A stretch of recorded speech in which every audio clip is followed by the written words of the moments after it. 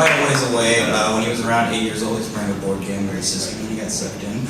But luckily, he just recently got out and he has to finish the game after this to go back to his timeline. But in the meantime, please welcome to the stage, Peter.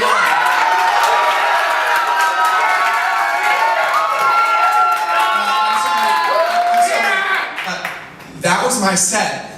I practiced with Melissa right before the show, and she just said everything I was gonna say. Melissa, what? The blueberry muffin? Okay, it wasn't, but I wish it was. That was a great set, Melissa. This is actually my first time doing stand-up, too. Alright, it's not. I just said that. I don't know why. I'm just nervous.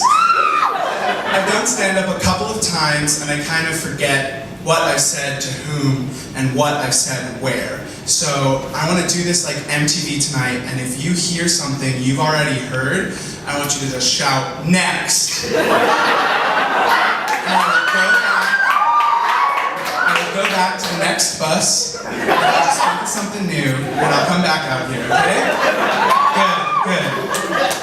Yeah, I've done stand-up a couple of times. There's a couple of things I like to talk about. I've talked about my dead dad like 3 times, but now I'm over it! I did it! Art saves. One of my other tropes... I'm sorry.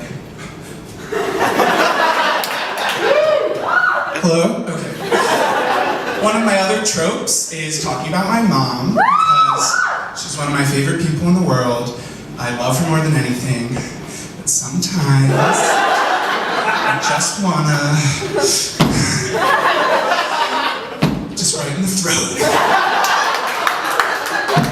And she'd be okay, but she wouldn't talk for a day. Mom? I was talking to my friend the other day, and they told me they didn't want to date me, and it wasn't because I wasn't standing up straight. It was just because they didn't like my face, or my body, or me. It wasn't my posture, Mom. It was me. They didn't like me.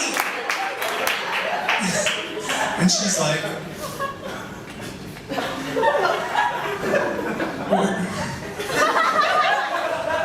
were you slouching over on this side? You are a beautiful boy, Peter. You just need to stand up straight. Stop slouching over. I hate it. I love her. She's been telling me this since I was a kid, and I actually was thinking about it the other day. I remember what I would ask my mom as a kid all the time. I would just say, "Mom, I'm doing too many chores. I need some me time." And I was 10, she was like, "Okay, fine." Okay. And I remember what I was doing, and before any of you even think that I was masturbating, I wasn't. I was 10, so don't think about that. Let me just say right now, while I'm on the subject, I don't masturbate. I make love to myself once a week. I light candles, and I don't watch porn. That's for dogs. I think about my lover kissing me under a waterfall, and I massage myself in my erogenous zones.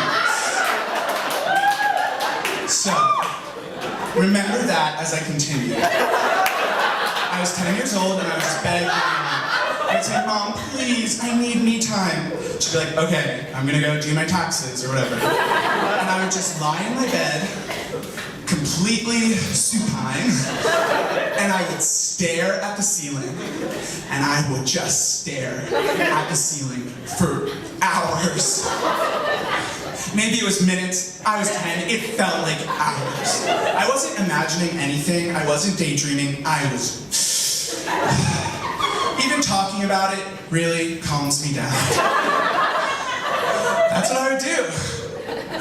And And I wonder when people talk about like returning to a childlike state, what are they talking about? Are they talking about playing Game Boy? Are they talking about card trips? Or are they like me, and childhood to them means staring at the ceiling, completely still in your bed for minutes and minutes and minutes?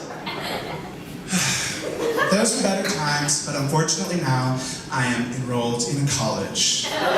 And I'm not good at it, but one thing that's great about my mom is she's not traditionally intelligent. She has a high EQ, she is perceptive, well-read, but she tells me this story. I'm coming home from one of my first winter breaks in college. I'm like, Mom, it was so hard, everyone's so smart, I don't get it at all, I really tried. And she says, Peter, let me tell you a story. When I went to Emory University, I was a pre-med. And I hadn't done a lick of calculus in high school. And Peter, I got D's. D's. And I went home to my father, your grandfather, and I said, oh, Petru, I can't be a doctor. And he said to me, yeah, we know. You've never taken calculus. The doctor thing was your idea. Which is good, because every time I come home, she's always just so impressed about anything I've learned in college, which is some things. I explained to her opportunity cost really quickly. I was like, Mom, your time is money, you could use it to make money, so you can put a money amount on your time, and it's opportunity cost. And she's just, wow. Peter, what you're learning over there? I was worried. I didn't want to send you so far. But obviously, I made the right decision. What you're learning over there? Opportunity cost?